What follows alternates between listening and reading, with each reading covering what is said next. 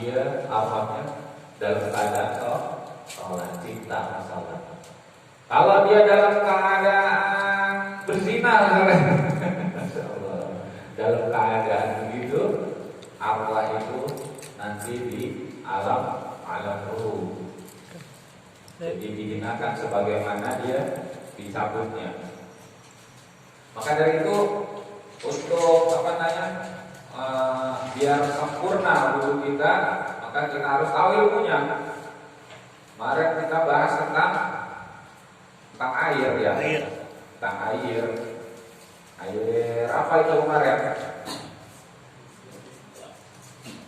Air mustamar, terus air berubah, udah. Air berubah udah ya. Air yang berubahnya banyak sampai orang-orang menyematkan namanya dengan hal yang bercampur. Misalkan bercampur dengan kopi jadi air kopi, kalau bercampur dengan teh jadi air teh. Nah itu nggak jadi air mutlak, nggak boleh buat berwudu.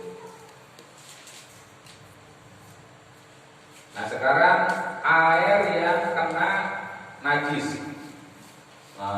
Air kena najis ini. Soalnya ada najis yang kalau kita bawa di sholat itu nggak apa-apa, tapi kalau kena air nggak boleh. Ada najis yang kena air boleh, maafu anhu, tapi di sholat nggak boleh, nggak diampuni. Maka najis-najis yang seperti itu yang harus kita ketahui. Kalau enggak ya repot. Kata saya dalam kali-kali begini. Wala tanajjasa kullatama'in walau ihtimala. Enggak bisa jadi najis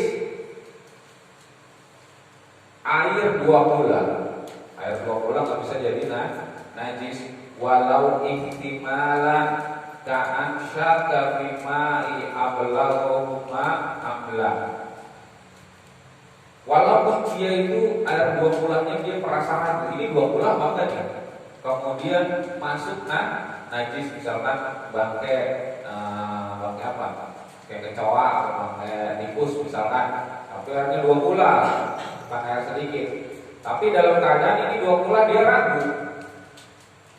Ragunya tapi dia tahu ukurannya ya, bukannya ragu tapi dia nggak tahu ukuran 2 bulan, itu namanya bukan ragu. Apa namanya kalau nggak tahu ilmunya? Kalau ragu orang pasti tahu ilmu. Kalau nggak tahu ilmu namanya apa? Ya nggak tahu sama sekali, blank. Maaf, bodoh gitu. Ya. Namanya orang ragu dalam beribadah dan dia tahu ilmunya. Masih mendinganlah orang ragu daripada orang yang nggak tahu sama sekali. Oh ini air 2 bulan, tapi ragu dia. Karena isinya kayaknya 500 liter Baghdad, atau kalau di konversikan ke liter internasional 152 sampai 190 liter internasional. Kalau ditempatin, kalau dia bentuknya kubus, maka 1 meter kali 1 meter kali 1 meter dalamnya. Kalau dia silinder kayak tong, berarti 1 biro ke dalamnya 2 meter. Udah tahu ilmunya. Tapi ini kayaknya ragu nih, air kurang nih. Tapi iya, berapa? 12 menit. Ya sekitar segitu lah. Kumasukkan ini apa? Bangkai nyinging, tikus kecil ya. Masuk. Waduh, gimana ini caranya ya? Maka di sini dijelasin la tanajjasa. Enggak jadi najis. Karena yang penting dia syak. Ragu itu al-yaqinu la yuzalu bisyak. Kata kaidah usul fikih, al-yaqinu, keyakinan itu enggak bisa dihilangkan karena keraguan. Tadinya yakin, 2 bulan pas kecemplung ini 2 bulan maka tidak diragu misalkan, maka dikembalikan ke hukum asal tadinya air ini 2 bulan.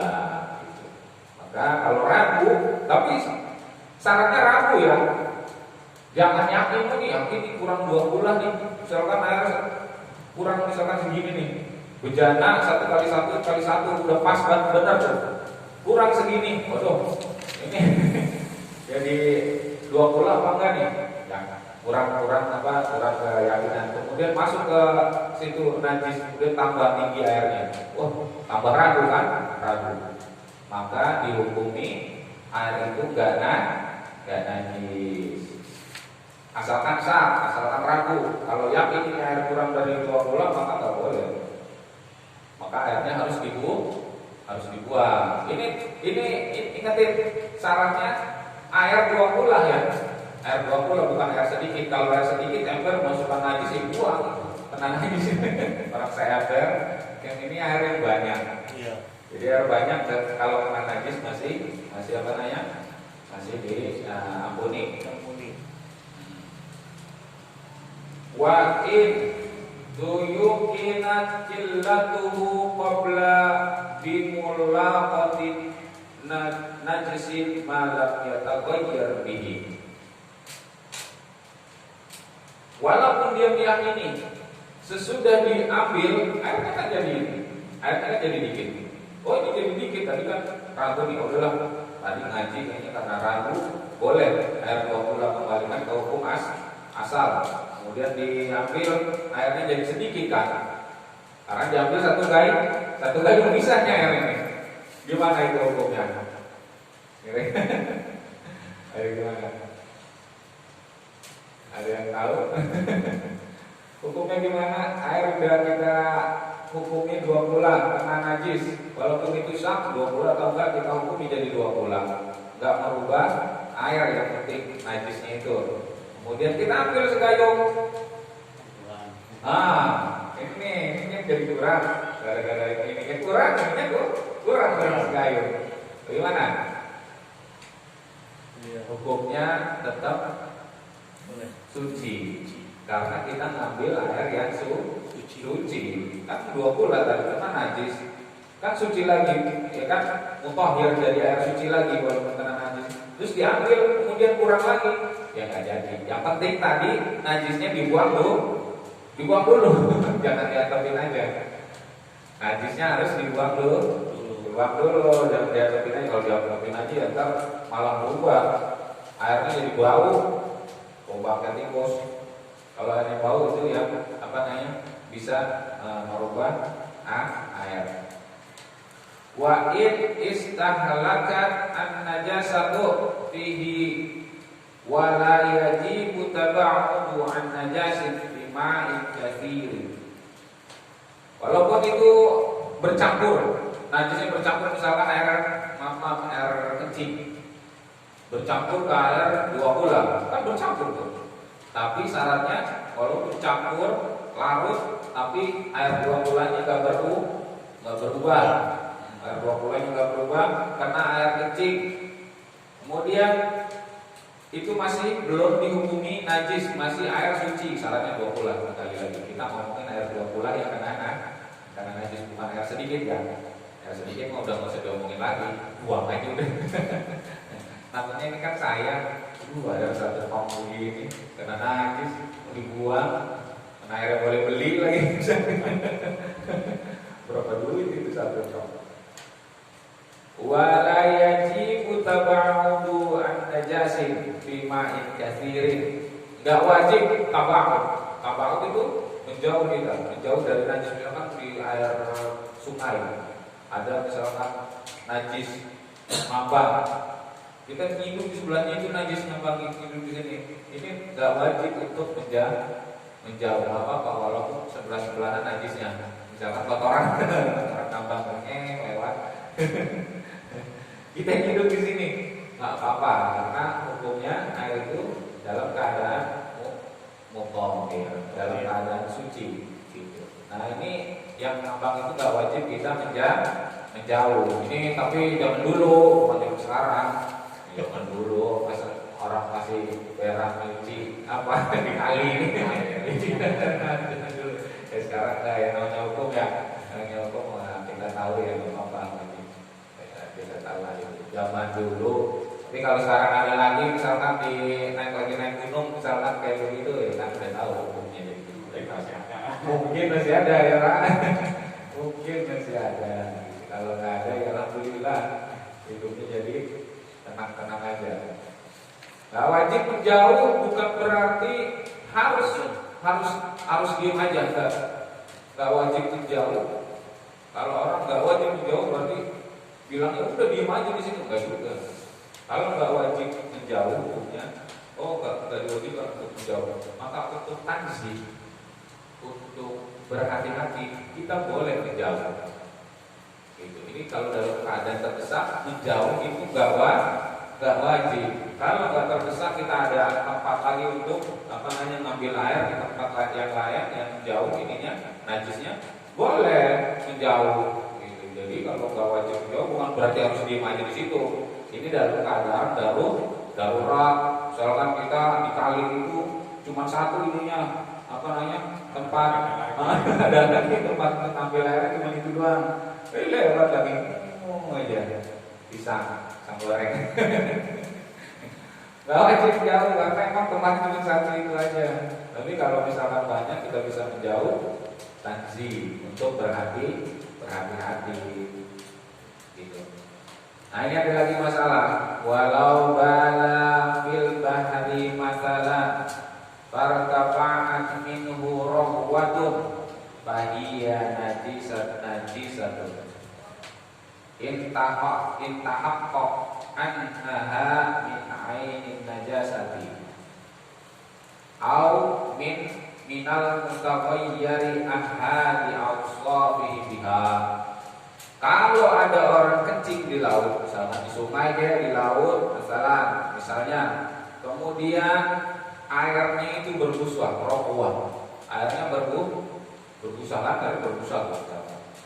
Maka busanya itu najis, maka busanya najis karena apa? Karena dia bagian daripada air kan, kencing airnya enggak. Busanya najis, busanya itu bukan air. Busanya apa? Air kencing. Jadi busanya walaupun kita kalau busanya itu busanya najis, harus harus kita jauhin, takut kena gitu. Atau kalau nggak menjauh nggak apa-apa, saya penting nggak kena gitu. Busanya najis karena dia bersumber dari hal ainun najasati, ain yang najis. Busa itu bukan air, busa itu bagian daripada kencingnya, kotorannya, bukan airnya. Au minal mutaghayyiri ahadi awsafihi biha, ataupun bukan air kencing aja, air yang sudah berubah, kemudian berubah sifatnya, warna, bau dan rasanya karena najis.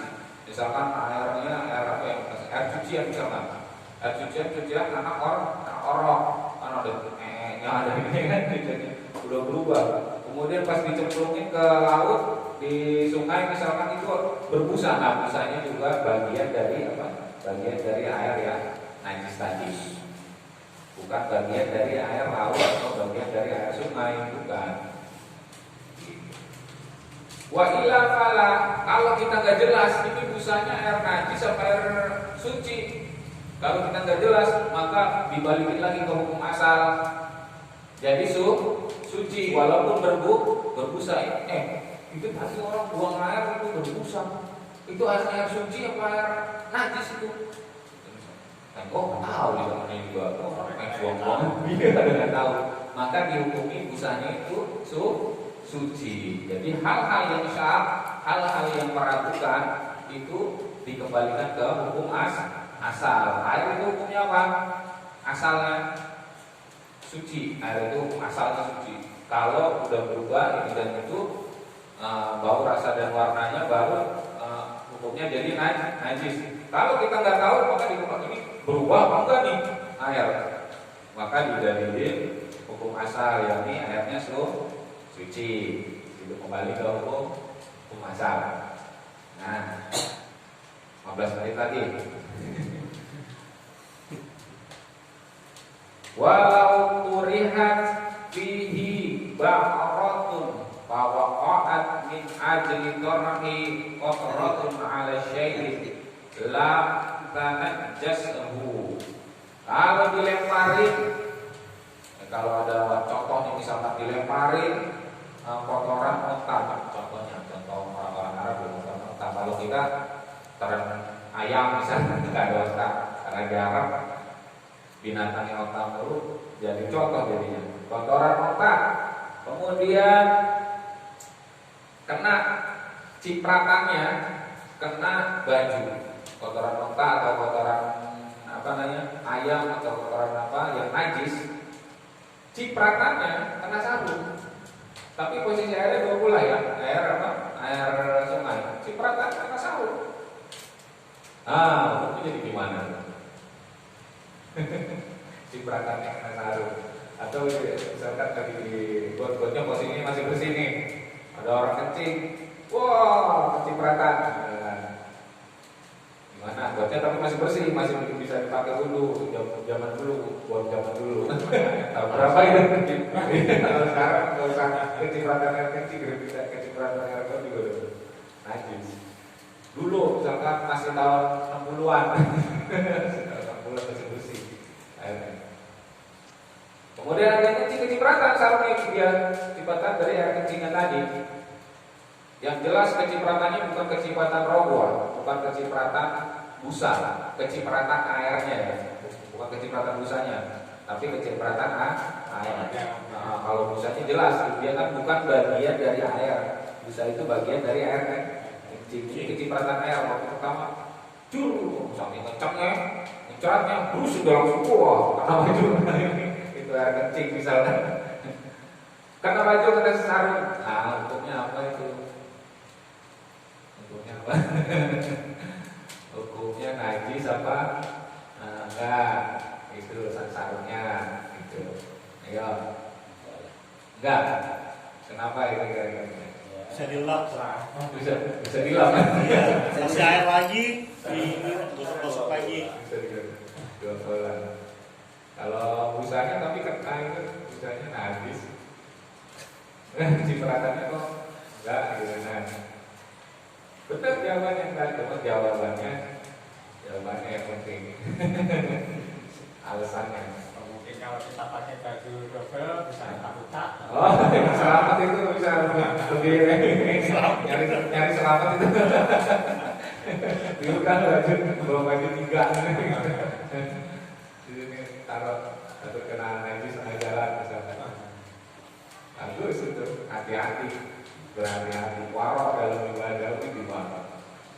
Nah itu cipratan itu nggak najis, karena cipratannya bagian dari air, bukan bagian dari najis. Cipratan pertama itu langsung kena baju.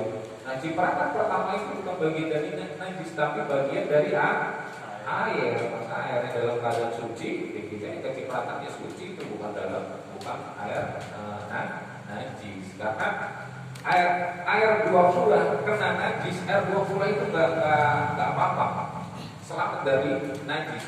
Mau sisi-sisinya, mau jauhnya, apalagi jauhnya, sisi-sisinya itu nggak najis. Kalau airnya 2 pula, gitu. Tapi syaratnya bukan bukan najis yang yang bisa mencair. Kalau najis yang mencair itu bisa berbahaya. Misalkan itu kecipratan awal, cipratan itu maka nggak jadi awalnya, tapi bukan yang kedua, yang ketiga itu yang kedua, ketiga malah berbahaya. Awal dari cipratan itu masih air suci. Karena airnya itu masih dalam keadaan suci, air 20, tapi bukan airnya, saya balik lagi. Bukan air sedikit, air 20.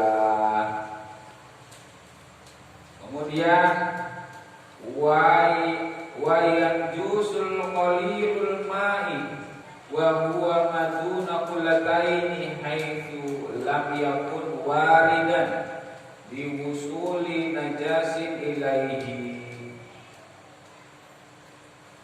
Maka jadi najis air sedikit, yang air bukan 2 pula.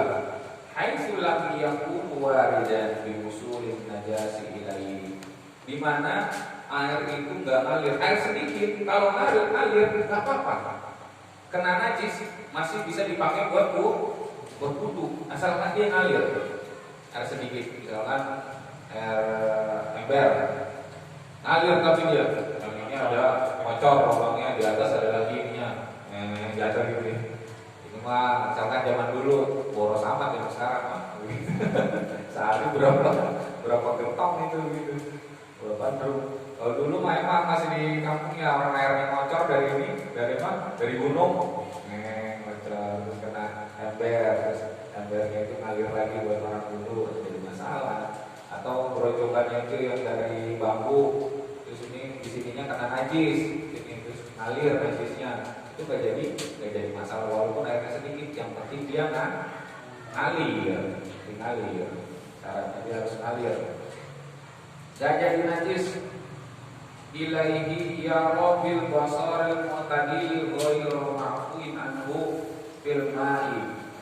Yang syaratnya apa namanya? Najis yang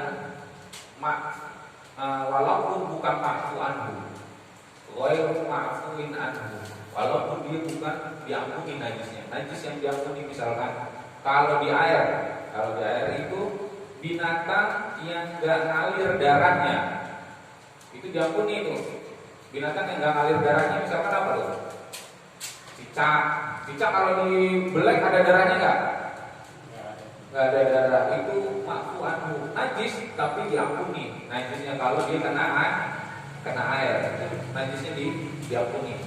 Kemudian binatang air, kecoa yang nggak ada darahnya itu kalau binatangnya bukan binatang air. Binatang air walaupun ada darahnya tapi dia hidupnya di air aja. Ya misalkan lintah, itu kan kalau lintah bisa di darat ya. Bisa di darat. Binatang yang ada di air ini apa namanya? Ikan kan ada darahnya tuh. Nah itu ma'fu juga, ma'fu anhu. Dia kan nggak bisa hidup di darat. Itu diampuni walaupun najis. Pada kapan nih ikan yang pada pembalap wudu aja di situ itu ma'fu. Karena apa? Binatang air.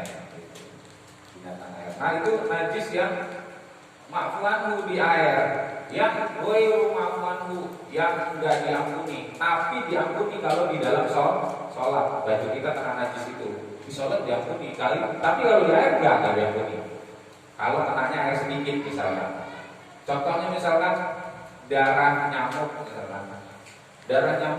nyemplung ke air gitu, nyemplung ke air, itunya apa namanya?